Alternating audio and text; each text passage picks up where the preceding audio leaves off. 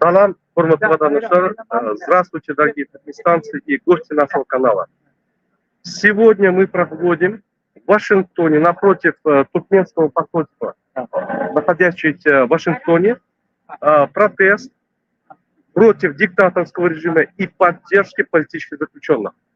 Как вы знаете, политические заключенные Мурат Душеров, Нурмерды Халыков, Мурат Авезов, Корханов Алламурат, Мансур Менгелов и другие политзаключенные находятся в тюрьмах Туркменистана. Их не амнистируют, их незаконно посадили. Никаких оснований не было, чтобы их посадить. И вот сегодня мы в поддержку политзаключенных и простых людей, которых незаконно посадили, которые сидят по УДО, условно-досрочном освобождении. То есть нету никаких доказательств их вины, временно их содержат в тюрьмах, и они сидят 10 лет, 15 лет, 18 лет. Я общаюсь со многими семьями их, и они рассказывают, что не видели детей 10 лет. Они уходили в тюрьму уходили, их сажали, когда ребенку было 7-8 лет. Их дети выходят замуж, семьи обрастают новые, а родители до сих пор сидят в тюрьмах. За то, чтобы условия в тюремных содержаниях было нормализовалось и человекообразное было. Потому что сегодня в наших тюрьмах процветают всякие эпидемии, туберкулеза, коронавируса и так далее, и так далее, и так далее. Никакого обеспечения их нету, никакого нормального питания нету, никакого условия содержания нету. В одной камере вместо 3 человек находится 12-15 человек. Чтобы вот эти все проблемы поднять, мы приехали, я из Франции приехал специально поддержать наших активистов, которые сидят в тюрьмах. Особенно Фархат Мейманкулиев. Про него я отдельно сейчас расскажу. Мы приехали сюда, чтобы поддержать наших граждан, которые борются за свободу, за права человека. Сегодня со мной на этом протесте находится в Вашингтоне, находится лидер Координационного совета Мухаммед Дуйджи, находится его сын Арслан, находится Мурзанапа, который всегда присутствует и организовывает нам много митингов здесь. И сегодня мы находимся напротив здания туркменского посольства в Вашингтоне. Вот там есть представитель туркменского посольства, охранник, он тоже здесь, Махлойд его зовут, и мы его тоже приветствуем. Естественно, посольство Туркменистана боится, спрятался, закрыла дверь, это естественно. От этого удивляться ничего не надо. Я еще продолжу свой дискурс, я первое слово хочу предоставить Мухаммед Дуйджи, одному из лидеров оппозиции, который на протяжении много лет борется за права граждан Туркменистана. И не только Туркменистана, и Ирана. Мухаммед. Esselamu Aleyküm vatandaşlar. Yine de ahleke bir geldik Türkmenistan'ın Amerika'daki pasolosluğunun önüne. Biz şuna gelmemiz esasi manası şundan ibaret ki biz halkımızda hiç vakit yeke koymayız. Biz hemişe aktivistlerimizin izinde duruyor. Biz ne yağışı, ne kara, ne kıyınçılığından çekinmeyiz. Biz öz halkımızı korumaya tayin. Biz öz vatanımıza canımız vermeye tayin. Şu zatları kurulamak için onun $5.000 eyyam çıktı edildi. Bir Amerika gelip, Washington'a gelip, verdi şunu yanak zatları kurulamaklık yönekeydi. Şu zatların hemmesinin manatı bir zattan. Vatandaşlar, yurt bizimki, bula dünyanın en demokratik devletinde yaşap, dünyadan bardağıttan haberli olup,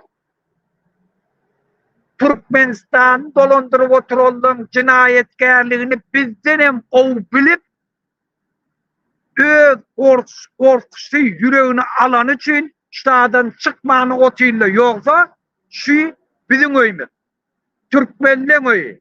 Buna Türkmenleri Washington'da öz ofisinin önünde görenler degenmeli. Bizim ardımıza kulak atmalı. Türkmenistan'ın problemini çözecek olmalı. Bunlar şu korkuyu bunları imandan hem çıkaran, vicdandan hem daş eden, öz vatanlam satyan adamlar. Şu sebepten biz geldik yeni bir gerek duyduroylu vatandaşlarımıza. Biz Farhat yani kahraman oğluluğumu değil. Şu cinayetkarlı, şunu öz korkucu derefine, şu bir tane yurdunu, mülkünü, vatanını satıp oturan adama hizmet etmek için şunu yani adamları oğurladılar. 4 ay veri yok ettiler. Şol için bir şulardan soracak olyak. Nerede Farhat? Farhat halkın dili, halkın isleğini beyan ediyordu. Münglerce adam ulak atıyordu. Yurdun içindeki problemleri beyan ediyordu. Ahaleke yine ola Mansur, Türkmenistan'ın türmesinin notu neçe yıllar. Ne için? Dine öz halkının, öz vatandaşlarının, öz oğudaşlarının hak hukukunu korumak için. Ketelledi, vurdular, gençtiler, ayağı gangrene oldu, balnıysa ayak gitmediler.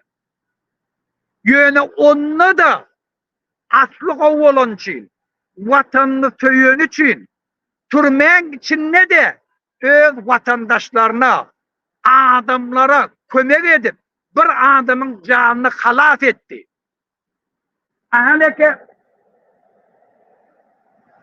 Cuma Safar Türkiye devletinden oğurlap alıp gittiler Özbekistan'a. Şu an bir yıllık olaylar Özbekistan devletine yatıyor. Şu adam, şu geroy, şu kahramanımız Özbekistan'daki bolyan edenetliliğe karşı çıkış etti. Çağaları, paktaları akıtmayan, Karakalpak halkının hak hukukunu korumak için çıkış etti. Onun 20 sene Özbekistan'ın prezidenti onu gelip şun isteklerini, aytyan isteklerini biz hava çağalar indi pakta meydançaları uğradığımda hükümet işgallerini pakta meydançalarına uğradığımda indi biz on yanak cinayetleri etmeyek deyip onu aytya. Ödem neçil hükümette prezident olup premier minister olup işler şu zatları beyan etmeyedi. Yöne beyan ettiyen adamları türmede saklap otuyor. Şol için bu haramzadaları ananmaylı. Bulardan eğer yuvur dinmasa, bular dine dünyanı ağlamak için onu ettik, bunu ettik etiye. Eğer şu haramzada aytyan adını yürekten ettiyen olsa, birinci çıkarma olsa şuna da kahraman adını vermeli. Bütün halkın önüne şundan ötünç sorum. Hormatlı vatan. Bizim kahramanlığımız köp Türkmenistan'ın içinde türmede yatıyor. Biz şolun hemmesinin azatlığını talep ediyor. Şun Türkiye'de 1 milyonu kolay Türkmenistanlı öz maşgalasını ekleyecek olup közönüp böyle Türkiye devletim şolun iyiliğine algap şolar tutup Türkmenistan'ı uğraşacak oluyor. Türkmenistan diplomat cinayetkarların şu aralıkta gelip bizim aktivistlerimizi her ne Türk gördü öyle geçilmedi. İnni polisiye olan adreslerini verip polisiyelerle pul verip bizim aktivistlerimizi girdiğin tutup Türkmenistan'a ulaşıyor. Şol için vatandaşlar hiç zaten çekinmeyin. Vatan bizimki. Biz şunu korumalı. Şun bizim vatanımızı hakiki söyleyen adamla korksun deyip de hakkını talep etmeyen vakti geldi. Gelin vatandaşlar vatanımızı koruyalım. Hakiki vatanımızın iyiyeti olayım. Vatandaşlar hiç zaten çekinmeyin. Bütün dışarı yurttaki Türkmenistanlılar hemmesi sizin iyiliğinizdedir. Şunen biz geldik biz yekede hemmesi bizi kollayarlar. Her gayetinin işi var, dadı var. Yöne biz gelip bir yeri uruşu alacak olamda. Biz şuları aytyak. Türkmenistan'ın içinde geçen dağıtları, bildirgunçilikleri bilyek, şunu da protest geçiriyek. Şulara yatlatyak. Ey cinayetkarlar!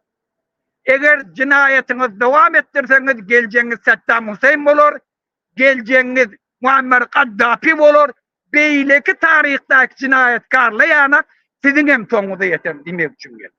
Şol üçin watandaşlar hiç zatdan çekinmeň, öňe gidin, watanyňyzy söýün, watanyňyzy goraň.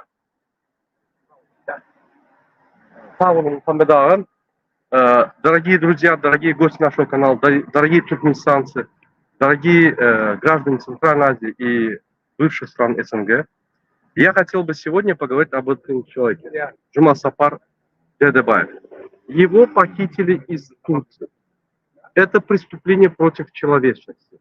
У нас еще есть Фархат Мейманкулиева, похитили из Турции. Это тоже преступление против человечества.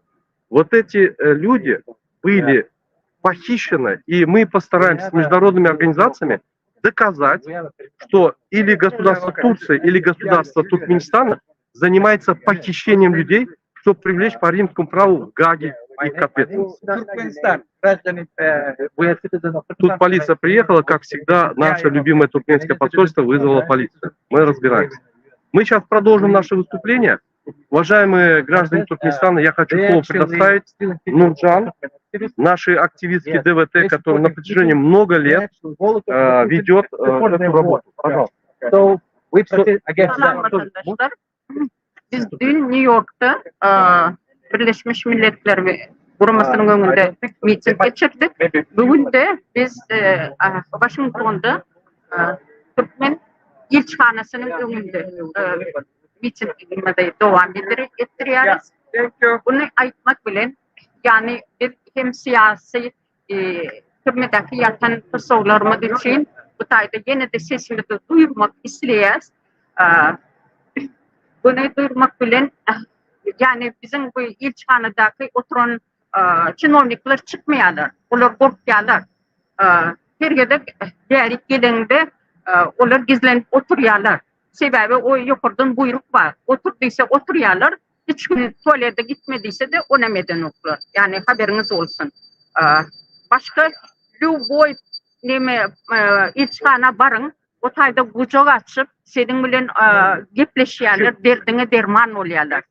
Berde ol yok. Men birinci gezek değil. Neredeyse 10. gezek gelen. Aynı radı görüyen. İnha berden yüzlenmek isteyen. Bir Muhammedov. Siz gittiniz hacı. Neme kömüğünüz değil ya adamlar için. Huday tarafını. Siz o tayı gidip halkımı kömek edecektiydiniz. Hani sizin halkına kömek etyeniniz?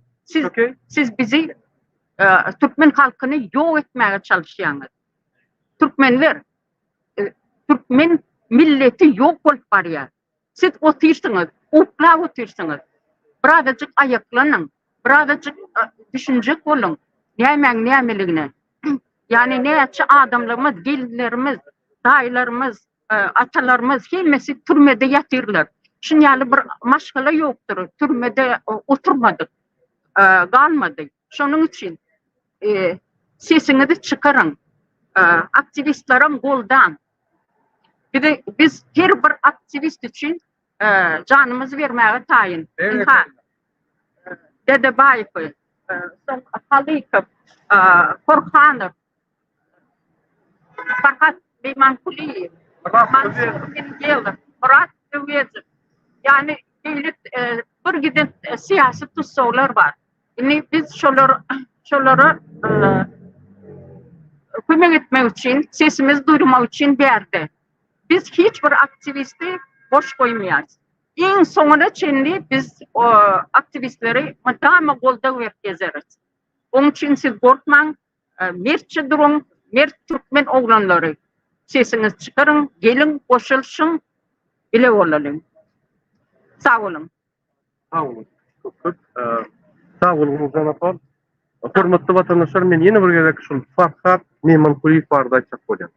Farhat Meymankuliyev Türkiye devletinin tarafından alındı ve nira gidenliği bellidir. Onun daşından Türkmen hükümetinin arzusu boyunca stoğdildi ve biz häzir halkara gurmalar bilen Türkiye devletini ya da Türkmen devletinin bir yerini yani haýsy jogap bermese nigdedigini şonu biz Rimski yani halkara kanunlar boyunca Gaga suuduna çağırıp suuda çağırır. Eger de Serdar Berdimuhamedov bolyam ya da Erdogan bolyam. Onun hiç iltafat yok. Şonuň üçin Farhat Meýmankuliýewa azatlyk, biz Farhat Meýmankuliýew boýunça ýuridik taýdan işlere başlaýar. Serdar Berdimuhamedov men ýüzlenjek bolýar. Serdar Berdimuhamedov, siz näýe gahrman bolýar, näýe milli lider bolýar? Sizin kalkanız näýe gahrman we milli lider bolýar? İki tane utançsız tez zatlar. Birine gahrmançylyk berip, birine de milli liderçilik berip, öz tohumumyz bilen, öz tohumumyzyň milli lider bilen gahrmany bolýar. Bizim vatandaşlarımız kötünüyor. Men şu maglumatlar aýdym Türkiýeden. İýler, ýani vatandaşlarymyz öýlerine jaňy bilen imonam öçürdiňiz gorkujugyna. Näme çipdir? Bizim opozisiýa Washingtonda, New Yorkda protestler edýär. Protestler dowam eder. 29 sentýabrda biz Berlinde protest edýär. Ine men Washingtondan barýan Berlinde protestler dowam eder. Şo ýerde Serdar Berdimuhamedov beýleki prezidentler bilen barýar. Ine Scholz'un öňüne biz çykyş edip Berdimuhamedov Serdar'ın kimdigini, onun kakatynyň ul kezzapdygyny bütün dünýä görkezýär. Biz size garaşap, gaçyp gitmeň, gaçyp gitmeň. Inniki 29 sentýabrdan soň 27 oktýabrda bizim hakyky garaşlyk günümizde nägillik bütün halkara Türkmen halkynyň nägillik gününi biz ine adamlar köçe çykarjak bolýar. Taýýar bolun. 27 oktýabr Türkmenistanyna New York'ta başladı, Washington'da devam etti, Berlin'de devam ediyor. Ondan sonra Türkmenistan'a var ya şu protestler. Şu bizim diyen zatlarımız Türkmenistan'a var ya. Türkmenistan'a 27 oktyabrda bizi eşleyen vatandaşlarımıza ayyan. Detallarını biz çıkışlarımıza aydar, tayyar olun. Karışırlık, hakiki karışırlık bilmez. Şu yerde öz nägilliğinizi bildirin. Näçip şu iki sani idiotlar, klonlar bütün dünyada Türkmenistan maskara edip bir-birine futbol oynap, kahramançılık, milli liderçilik berip bizim bağlıklarımızı oğurlap halkı şu güne saldı. Yani şoň üçin biz 27 oktyabrda Türkmenistan içine şul geçirilecek nägillik günü çağırýar. Indi men sözü artdan duýaja berýän, artdan söýülýär. Aýdar. Bir birinci dedaydı üstad. Üstad aýtjak bolýar. Ey tarapdadylar, aýyryn Türkmenistanyň baýdagyny, Wagner'in baýdagyny goýup, terroristlerin baýdagyny goýup, Putin'in suratyny goýup bu taýda. Hello everyone. We're here to support Turkmen activists who actually was taken away from their families, thrown in jail for no reason. And those people in Turkmen embassy, they cannot even come to talk to us. They're sending some kind of security. What for? What? Just for harass? What? I don't get it. So they cannot answer. Their citizen came to ask the simple question: where are those people? Where do you put them? But they're hiding inside. They cannot even come to talk to us. I want to let every people know they actually wallet of Putin. They supporting their war, stupid war. They supporting Putin's war. They stealing money from Turkmen people, from Turkmen nation, and they give it to Putin to support his stupid war. Stop to that. Stop Berdimuhamedov. Stop Putin. Stop Berdimuhamedov. Hormatly vatandaşlar, ben ahaleke öz protestlerimizi New York'ta başladık, Washington'a geldik, inni şundan Berlin'e var ya, Berlin'e devam edecek, ondan sonra iyiydi giderli, 27. Oktyabr'da Türkmenistan'la sizin hemmetiniz bilen, sizin vatan söymeniz bilen, biz hem medat edecek Türkmenistan'la halk ayağa kalsın, öz baştaklığını, hakiki öz baştaklığını, öz namuslarına, vicdanlarına, maşgalalarına, vatanına eye çıkaryanak protestleri geçiriyak vatandaş. Bravo. Chers mes compatriotes, chers tous les amis étrangers, je voudrais vous expliquer qu'est-ce qui se passe. On est aujourd'hui 26 septembre, on est en face de l'ambassade du Turkménistan à Washington. Aujourd'hui, nous voulons exprimer tous les problèmes qui concernent les prisonniers au Turkménistan. Les prisonniers au Turkménistan dans un cas très, très, très grave. Là-bas, pas de conditions. Sur place de 3, ils l'ont mis 12, 15, 20 personnes. Il n'y a pas de service médecin. Il y a beaucoup d'épidémies de coronavirus, tuberculose, les autres épidémies. Aucune aide de la part de l'État. Les prisonniers, comme esclaves, ils sont meurent dedans de paquet. Pour cette raison, je demande à toutes les organisations internationales rentrer au Turkménistan et vérifier toutes les prisons au Turkménistan. Je demande l'ambassade de la France au Turkménistan. Je demande l'ambassade de l'Angleterre au Turkménistan. Je demande l'ambassade des États-Unis au Turkménistan. Je demande l'ambassade de l'Allemagne, Hollande, Belgique et les autres d'aller vérifier les prisons au Turkménistan. La situation est très, très, très grave. Il y a énormément de peuples, ils ont mis aux prisons pour aucune raison. Ils sont sans justificatif, sans preuve. Ils restent en prison 10, 15, 20 ans. Les peuples, ils souffrent. Si vous pensez que aujourd'hui important Poutine, mais je vous dis, important aussi Serdar et Gurbanguly Berdimuhamed. Ils sont là, leur ambassade. Ce qu'ils font, c'est petit Poutine. Ils supportent le Poutine. Ils envoyaient tous les supports au Poutine. Traverse Turkménistan, ils l'ont fait tous les exports, tous les imports, ce qu'ils veulent Poutine. Ils utilisent le Turkménistan comme leur esclave. Le président de Turkménistan, Serdar Berdimuhamed, est esclave de Poutine. Le leader national, entre guillemets, Gurbanguly Berdimuhamed, esclave de Poutine. Ils sont dépendants de Poutine. On n'a pas on n'est pas neutre. On n'a pas de liberté. Même le président et le leader national, ils n'ont pas la liberté. Nous voulons liberté. Nous voulons véritablement vivre comme les autres peuples. Je vous demande de nous aider le peuple turkménistan. C'est le temps de réagir. Si vous ne réagissez pas dans le petit coin noir du dictateur Serdar et Gurbanguly Berdimuhamed, le père et le fils, ils font tous leurs trucs noirs. Ils vendent le drogue, ils font l'export, importent le drogue, ils font ils mettent en prison les activistes, les peuples, ils font n'importe quoi. Il n'y a pas de gouvernement de Turkménistan. L'ambassade, tous les ambassades de Turkménistan, ils sont esclaves de 2 personnes. C'est le fils et père de Berdimuhamed. Le fils et père de Berdimuhamed, esclave de Poutine. C'est comme ça cette structure qui fonctionne. C'est pour ça qu'on vous demande de aider le libérer le peuple turkmène. Je vous parlais, maintenant je voudrais parler de... Merci monsieur. Je voudrais parler de Farhat Meymankuliyev. Farhat Meymankuliyev était volé en Turquie par le gouvernement turc et après il est disparu. On pense qu'il est au Turkménistan, on pense qu'il est en Turquie. On ne sait pas s'il est vivant. Le problème, on essaie de demander le Turquie, Erdogan, on essaie de demander le gouvernement Turkménistan, personne qui ne répond. Au Turkménistan, c'est toujours comme ça. Les gens disparaissent. Et c'est pour ça cette dictature. Si on a la possibilité de faire les protestations ou réclamations au Turkménistan, on fera. Aucun problème. Mais on n'a pas de possibilité. Pas d'Internet. Tout est fermé. Tu ne peux pas sortir de pays. Pour sortir de pays, il faut faire avoir le visa de partir de Turkménistan. Pour avoir visa de Turkménistan pour sortir, il faut 15 documents présentés. Que impossible. Il faut changer le passeport. Il faut l'avoir passeport.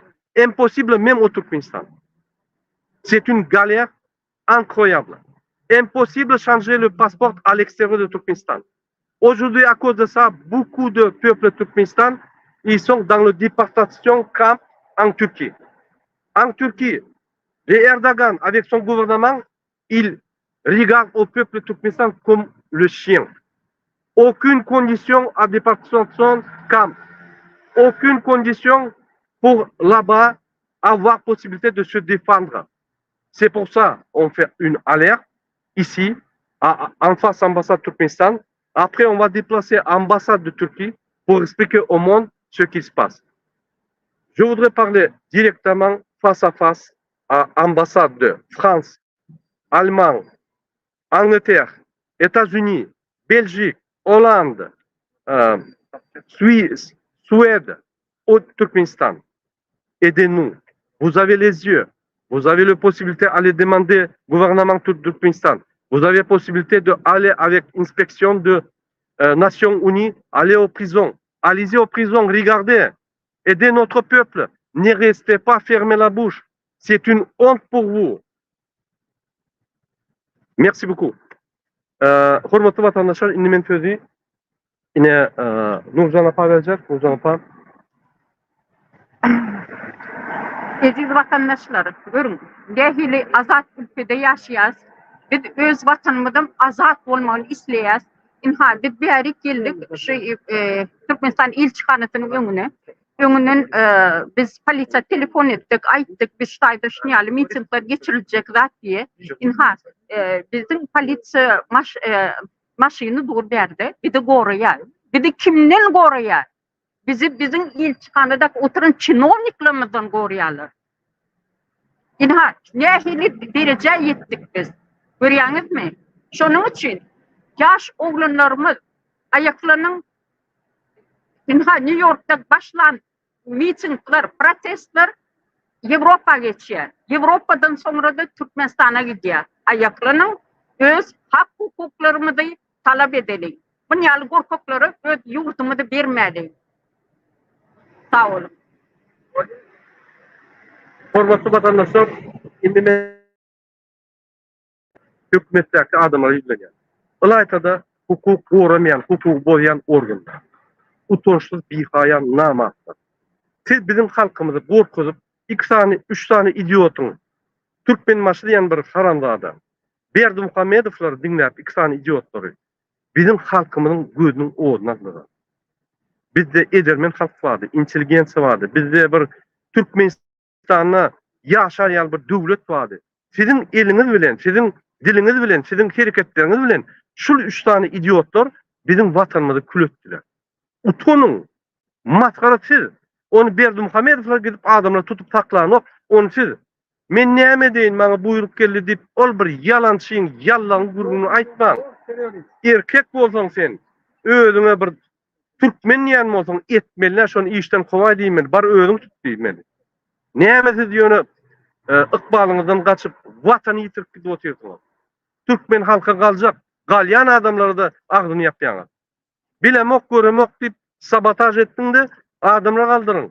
Mümkinçilik berin öz ýanky pikirlerini aýtmana.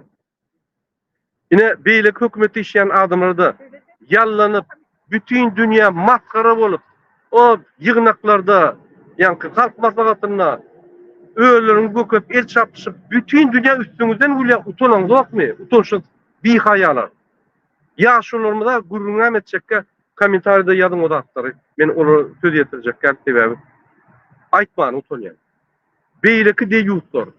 Bize atlı için, korrupsiýa üçin işleyen deýutlar. Men size aýdýan wagtyňyz geldi sizin. Indi bolly dolanın halk tarapy.